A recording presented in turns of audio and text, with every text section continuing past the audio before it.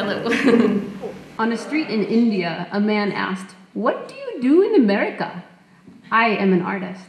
"No. What is your aim in life?" In Hindi, I voiced my dream in present tense. "In America, I am making many books for children."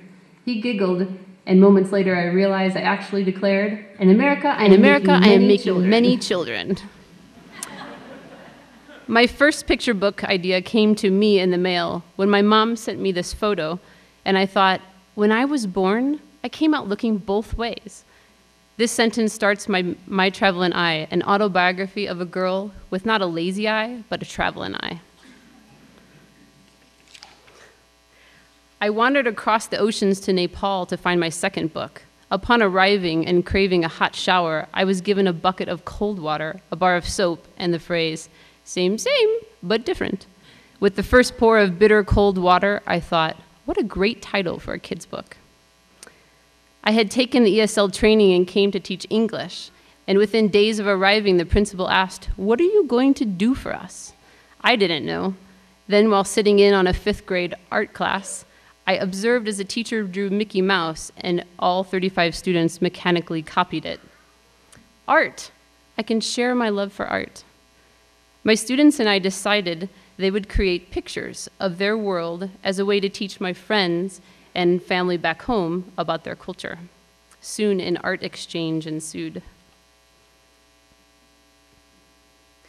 The kids communicated in English as best they could, and in pictures, when they didn't have words.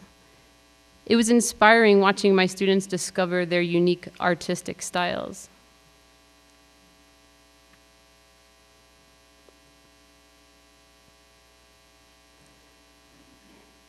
I continued hearing this saying throughout South Asia that natives and travelers use to compare cultures.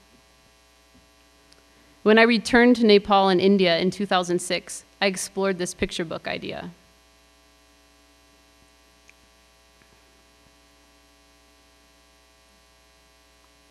I observed life in villages, collected scraps of paper for collage, took hundreds of photos, and filled 3 sketchbooks with colors, images, words, conversations, and experiences I didn't want to forget.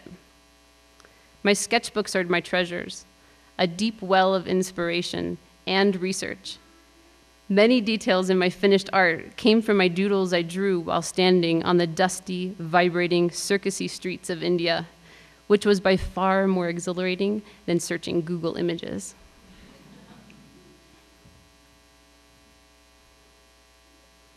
The kids I met at Sunshine School and while traveling were as curious about me as I was about them. Our genuine exchanges became the essence of the story. Over the next months, I wrote 30-something drafts or attempts at a story about a boy from India and a boy from the US, sharing, comparing, and celebrating their cultures.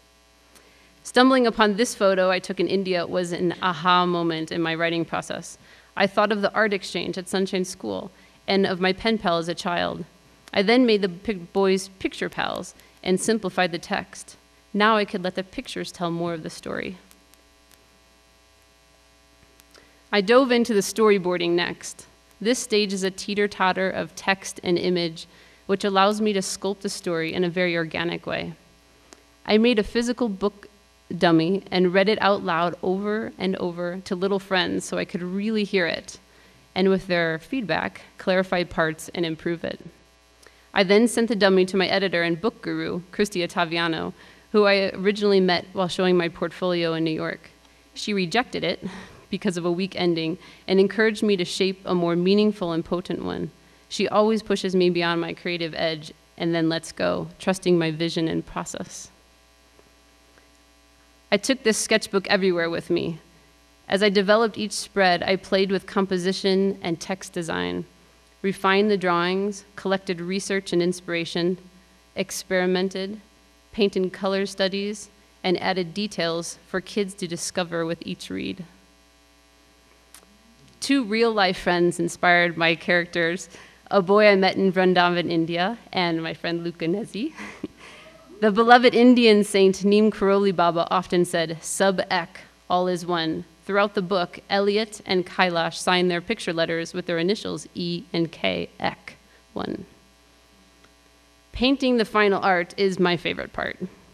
I painted actual size using acrylic paint, pencil, crayon, chalk, collage, henna, tea bags by accident, dirt, rubber stamps, India ink, sticks, sand, paper, collage, and lots of glue stick. My initial drawings are very crude and ultra simple.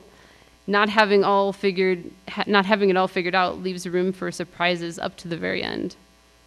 Taped on my wall is a scrap of paper with the words, "Begin anywhere." From there, I dive in. My daughter Tulsi was born midway through the final art and sprinkled her own magic into this book. Keeping a log of thumbnails helped me see the entire book take form through the fog of my mama milk brain. It also helped me balance color. Holding the printed book in my hands for the first time is like holding my newborn baby. It came through me, but it doesn't belong to me, and it will certainly have a life of its own. Plus, I instantly forgot how long and hard I labored. By far, the very best part is sharing my book with kids and comments during school visits like, "I can't believe it took you a whole year to make that book." Their excitement and energy fuels my passion to make a lot more books. They are available online and locally at Twirl. Thank you, and namaste.